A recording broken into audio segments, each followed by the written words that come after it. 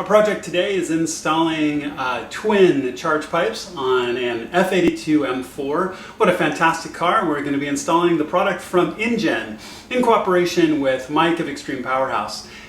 I cannot recommend Extreme Powerhouse more highly. They're a fantastic one-stop shop for everything you'd like to do for your cars. They have great products no matter what model of car you have an M4 or something different. But today we're going to be installing the Injen charge pipes. They're really kind of cool, and not only do you get the increased function, do you get the increased performance that you get out of a better product like this than the OEM plastic pipes, but I'll freely admit, as kind of a car geek, they're kind of cool, they're red. So you lift your hood, you definitely can see them. Suddenly your charge pipes are red. This is a pretty straightforward install, pretty easy to do. You just need some simple tools, and we'll lay it out. Let's go up to the garage, get the work started. Right out of the car, and first things first, what we're going to do is we're going to pull these top covers. This is a really simple install, but we're going to pull these top covers because we actually have to pull this carbon fiber strut and pull the intake. So one of the first things I'm going to do is actually cover the positive battery post here. You also could pull the ground on your battery, so you could actually pull the ground off. I think I'm going to avoid it this time, but I'm going to cover that post before I pull the covers off. Now, if you're really, really careful, I don't really see too much risk here or too much problem. But the one thing that you want to be super careful of course, is that this is a live post. So as you're working with your tools, as you're working with this carbon strut and all those pieces, you don't want to touch this post. That would be very, very bad. So what I'm going to do first off, before I do anything else, is I'm just covering the post in a little bit of electrical tape, and that way, if I get clumsy or have an awkward moment, it's not going to cause a problem. So just make sure to take it off later when you're done. But that's fully covered now. There's no exposed metal, so that shouldn't be a problem. So these top covers are really easy to take off. These are little 10mm twist nuts that if they're loose enough, you can potentially twist it with your fingers, and they twist about 90 degrees to the left. Or you can take a 10mm socket and just back them over. And I'm going to have to do both sides. So you undo the little twist locks and then just lift. So take those off, put them off in a safe place. Now the other thing I want to note here really quickly, and I'll talk more about it as I go through, but if you notice, this isn't the stock airbox. We're putting in Injen charge pipes, and they actually have the Injen intakes already in here. But the process in taking this out is very similar to stock, but we already have an aftermarket part in here, which is really cool. So we're going to get a matching Injen charge pipes in as well. So I'm going to take the cover off on the other side, and then we'll talk about taking the carbon strut off. Both covers are off on both sides. Now there also can be a little locking pin on one side and on the other. So you just pull up the little inside center of that little locking pin, and then it'll come out. Undo the twist locks, and those come out. That will expose the 13mm bolts that we have here at the top. We've got 3 on each end. We've got 2 in the front, and one with this reservoir tank up over here, which actually is a 10mm. So what you want to do is just take these 3 off. Now, don't worry, you're not going to mess up your suspension or anything else like this. This doesn't require, an alignment change or anything else like that. You don't have no worries about that. This just adds stability to the top of your shock towers. It's not doing anything for messing with your alignment, so you don't have to worry about that. So you're going to take all the top 6 off, the 2 bottom ones off, and the 10mm off, and then gently pick this up and just feed it out from underneath the covers. And you can see these are soft rubber covers that just come up. And again, when you pick this up, be careful with this. This is not a cheap part. I looked at potentially putting one of these on a different car, and I was a little shocked by the price. So be careful with this when you take it off. Set it aside safely. So we'll take those out, and then we're going to take the intake out next, and we'll keep walking forward. So the carbon strut is off. So all you're going to want to do is just pull this vanity cover, and it should just pull up and away like that, nice and cleanly. There we go. So we pull that because we're going to need to get that out of the way. Now the one thing I want to point out while we do this is currently the MAF sensor is in a little bit different position if you have the factory intakes. Process is going to be the same. So as you look at this, you can really easily translate this to if you still have the factory intake. The MAF sensor normally is clipped here, and it'll be in a reversed orientation into your intake tube right here. Because of the improved cold air intakes, it's in a slightly different position, but the concept is still exactly the same. First thing you want to do is take the MAF sensor off. So there's a little press tab right here that you can press on, and then it should just walk up and right and away from the plug. Now, as I always stress whenever dealing with these sensors, be very, very careful with them. I can't imagine breaking one of these and what it would take if you broke one. So don't do it. You'll depress this clip, walk the MAF sensor up and away. Now, also in this case, your tools may be slightly different. So we've got these collars around the intake. We're going to have to deal with this being a cold air intake from Injen, which is great. So these steps are going to be slightly different, because what we have to do is get down into these tubes that are down low, the connected low. Your charge pipes are right here on top, which are going to look fantastic, by the way. The Injen charge pipes are bright red, so this is going to be really cool when it's done. But we have to be able to get to the top, which we can, as they're attached to the intercooler here. We have to get to the lower section as well. So to do that, we have to pull the intake out.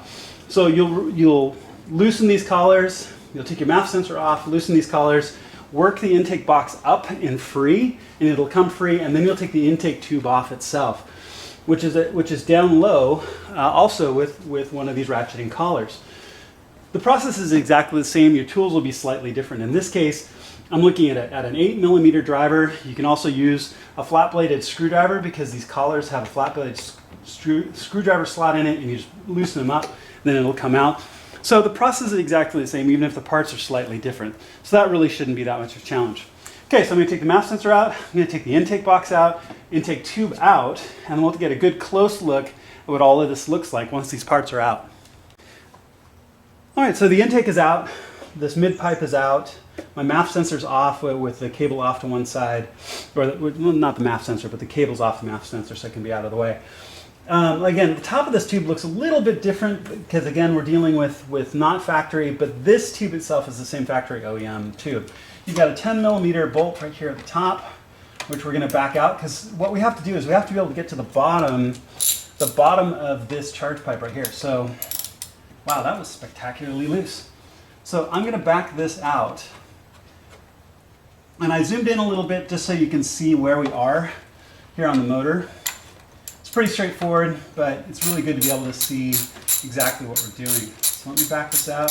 The other thing I also always want to stress, try your best not to drop things. So there's a catch pan underneath your motor, and dropping a bolt down in, or dropping, a washer or a nut or a bolt or something down into that catch pan is really kind of a pain, and will make this job a lot longer than it should be. Okay, so this 10mm bolt is out. I just used a socket, and then I've just pulled up, and this comes right out. And as you can see, it just fits straight down into the intake right there. So this is up and out.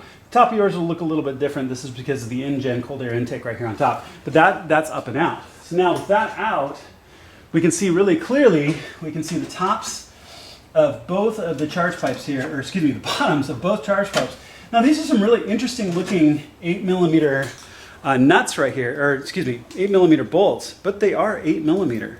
So I was initially a little bit thrown by the fact that they look different, they look a little strange, but as you can see them right here and see it right here, they're 8mm, so don't worry about that. Just go ahead and get your 8mm ready, and we're going to pull the charge pipes next. We want to loosen the top first, so what I'm going to use is a flat-bladed screwdriver.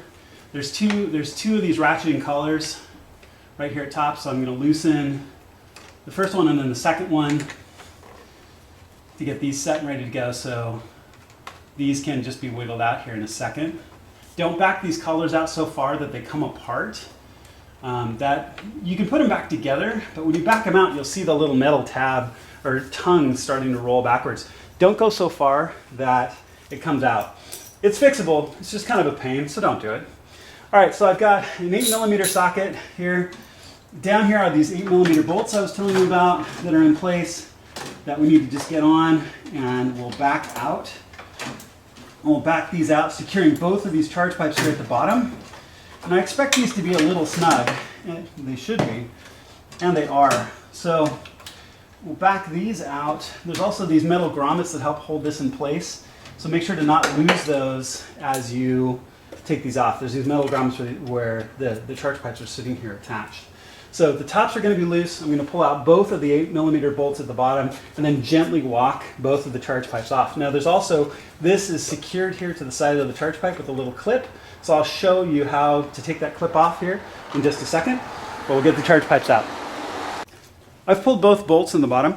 Now, both bolts are exactly the same. They're definitely unusual. I can't say I've really seen a bolt ever quite like it. But they're both the same, so you don't have to be specific on which one goes to, to the front or rear, so that's not a problem. I've already worked the end up. I've gently pulled this end up. Again, this collar is loose, and I've pulled this out. Now, if you notice, there's this wiring harness is clipped here. There's a clip around the wire, and then there's a little slide where it slides onto this piece here. So what I did was I pulled this up and gently walked this away from the clip. So this is up and out. Now this rubber grommet we're going to have to save, so we'll set this aside for a moment. This back one, I've now walked the bottom off as well. I've walked the top off as well, and it's up and out. So as you can see, there's some pretty tight clearance here as we try to get everything out. It's just a matter of just being patient, slowly working the parts out. There you go. So now both are out. Well, you can definitely see as you look at these, I'm sure BMW has a balance between performance and weight. And a lot of things that go into the design of these. I mean, the M cars especially are exceedingly well designed. And if you sit and you look at the difference between even like a 435 and an M4, which are cousins, you look at the difference in what they've done in the engine spaces, in the engine compartment. It's really pretty amazing, and the differences in the engineering design that goes into this. But at the same time, you can see, I think sometimes they make some trade-offs between performance and weight and probably cost of manufacturing as well. So you take a look at this, you can see these plastic pipes. They're not bad, but I think you're going to see the real significant difference when you look at the quality of the Injen parts and you take a look at not only appearance, which I think is going to be cool, but you look at a difference in, if you're starting to do things where you're increasing the boost off your turbo, plastic can break, metal won't. Well, not under normal conditions. All right, so these are up and out. We're going to take the O-rings out of these, and I'll show that next. So the pipes are out. One really important thing that you want to make sure to not forget. There are rubber gaskets on the inside of your original charge pipes that need to be transferred. Now the gaskets, I believe, are the same between the two charge pipes, but you don't want to assume necessarily that's the case. So I made sure when I pulled this gasket out, I put it in the shorter. I pulled the gasket out in a longer charge pipe, and I put it in a longer charge pipe. Now I've taken both gaskets out already, but all you do is you very gently take a flat-bladed screwdriver, work it behind that rubber gasket, and then just work it out. It'll come out, and then you'll see in the bottom, you just fit it right in the same groove and just get it into place. Don't forget that. That's super, super important. Now, the other thing that I've done is I've loosened the other hose clamps here at the top of the intercooler and pulled those connections off because there's going to be new ones that need to go on. Now, what you'll see, and they say Injen on them, which is kind of cool, you just feed these on. And part of some of the reasons why we love these cars is appearance. So I'm gonna orient this so it says Injen on top because why not, right? It may not matter to you, but not only with all the performance you get, you've got a really cool car, so might as well make sure it looks good. So I'm gonna make sure that the orientation of the labeling is the same. Not that it matters for functionality, it just matters for appearance. So look at that set. And then when I push these back in place, you can see there's kind of a raised collar right here. And I'm just going to flush it back to those collars and get that set. The other thing you want to do is you want to take your hose clamps. I'm going to orient them so the screwdrivers, the drive is on top. And I'm just going to slide these back and away so they won't fall in or have any issues, but they're in place so when we place the charge pipes. So I'm going to slide those back and make sure that they're there. And then we start with the shorter one, the back one first. I'm going to work it in. You need to work it underneath this wiring harness and just slowly work it into place. You don't want to scrape anything. You don't want to hang up on anything. Now I'm going to take the end, and as I come around, I'm going to get the end into this connection first because that gives me a little bit of flexibility. Where once you do the bottom, it's set in place. So you don't want to be trying to fight with the top. This is flexible, which gives you the ability to get it in. So then I just get it and I seat it there against the bottom. And that is solidly in place. And I can see that it's lined up. I've got my bolt is in, or the connection for the bolt's in the right place. This is in the right place, and my hose clamps are set as well. So I'll just take that and I would tighten my hose clamps when this is done. So now that's in place. I'm going to take my upper pipe, the front pipe as well. This one's much more simple because it can just go straight in. Take it, fit it in, set it down, set it into the lower connection, and bang, it's in and done. All right, and again, our hose clamps are in the right place, so we can get this set here. So that should be good at this point for as far as they're in place. Again, make sure the gaskets are there so you don't miss those or you'll have a leak, and that would really be a bummer. But you can see getting the pipes in itself is really, really simple. Both charge pipes are in place. I wanted to show a little bit more closely what we're looking at here. So both pipes are in place. Make sure that they're seated very well. So you want to seat the machined end first into the turbos at the bottom, and then work them into place with the rubber collars up on top. And then as you look down here at the bottom, we've got our 8mm bolts that go down here in the bottom, and I want to make sure that you saw those clearly. The bolts are the same, so it doesn't matter whether you put them in front or rear. That'll be set. We're going to put both bolts in, and then we're going to tighten the hose clamps on top against the intercooler. We'll do that next, and then we're just putting it back together. We're going to put the intake tubes back in. We're going to put the intake back in, we'll put our covers back on, we'll put our carbon strip back on, and we're almost done. So both charge pipes are in and secured. Both of the bolts are secure at the bottom. Now, when I took them off, they weren't put on with any particular torque, or torque that we're supposed to put them back on. So I put them back on nice and snug, and make sure that they sit down against the lower collars. You can feel a ridge on the pipes out of the turbos. The ridge, so these are sitting down flush. You don't want any leaks there. Also up above, you have your straight pipe connectors here. These, again, make sure that they're seated well, that there's no gaps in the rubber, that your hose clamps are nice and tight, and you don't want any leaks there between the pipes and your intercooler. All right, so now we're back in the reassembly phase. We want to put this lower pipe for your air intake back on, and this is just a fitted pipe that just fits down over this, and hopefully my head's not in the way too much, but you just fit it back down over the pipe that's down there low, and you'll see where it goes right back in with this rubber grommet, right back here. And this was a 10mm bolt we put in. So I'll put that back in, seat that back into place, and we'll put this back into place. Take all these things kind of just a piece at a time. Make sure that each stage that everything is secure. Try not to drop any parts. For usually just a couple of dollars at your local auto parts store, something similar, you can get a magnetic wand, a little extendable magnetic wand. It's really valuable to have and really handy, because if you drop things, earlier I dropped one of my tools and I just dropped it down into the motor, and it was sitting down on the pan underneath, and it took me 2 seconds to get it back out with my little magnetic wand. It's not a bad thing to have. Okay, so this lower pipe for the intake is on. Like I said, this looks a little bit different than OEM. So if you've got OEM, you took it out, so hopefully you can fit it back in together. We've got the Injen intake in this case, so we've got the mid pipe and then the air box as well to put on. So I'm going to put the mid pipe on next, and then the air box. The intake is back in place. And like I said, with the Injen cold air intake, which is really cool, by the way, and I highly recommend it. I've got an installation video for this intake if you haven't seen it. We've got the mid pipe in place, we've got the MAF sensor back in place and plugged in the correct orientation.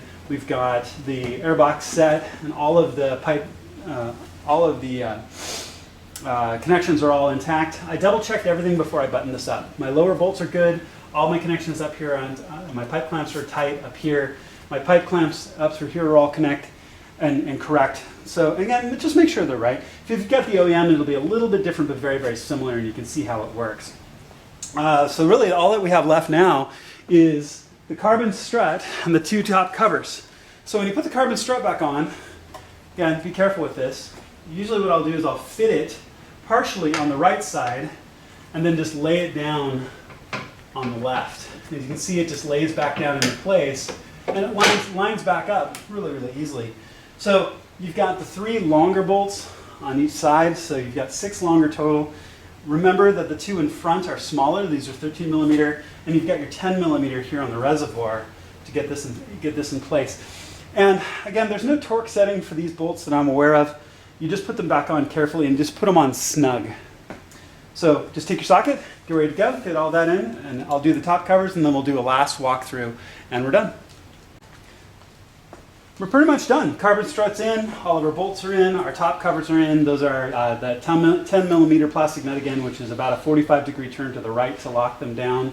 You've also got the little cotter key pins on either side. I've pulled the electrical tape off the positive post, so that's fine. Not that it would hurt anything, but it's up and out. So our pipes are in, everything's connected. I've double checked all of our connections, and everything's set. You're done. So now the best part is you get to fire the car up and go drive it. All right, back in from the garage and a successful test drive of the car. No errors, no problems, sounds perfect, looks perfect. All the work was done. Again, really simple tools to get this work done. Everything that you need should be listed below. Look below in the description, including links for the best place to buy those Injen pipes from Extreme Powerhouse. What a great product. What a really simple install. This is something that I'm confident that you can do with some basic tools. You just have your basic toolkit that you can get, and you're going to be good to go. And you can make this change without having to do the extra expense of having someone install this for you, or the extra hassle of taking it into the shop, that sort of thing. You know, a little bit less than an hour, going slowly, a little bit less than an hour out in your garage, you can get this work done yourself and make a difference in the day-to-day driving of your car. I will notice that in some of the changes that I've made in mine, which includes an intercooler, which includes charge pipes and other pieces, of all things, and this is anecdotal, but of all things, my gas mileage has gone up, of all things. So I just recently took a long road trip and my gas mileage has gone up by a couple of points, which is really kind of cool. So not only can you get more performance out of all of this, but you might even get increased fuel performance as well, which is really neat. All right, thank you again to Injen for a fantastic product, and Mike of Extreme Powerhouse, real pleasure to work with. Never hesitate to reach out to him if you have any questions about products or changes you can make to your car. If you liked the video, please click subscribe. That would be wonderful. If you have any questions, please ask, and I'll answer everything that I can. And I look forward to the next project and showing you something new soon.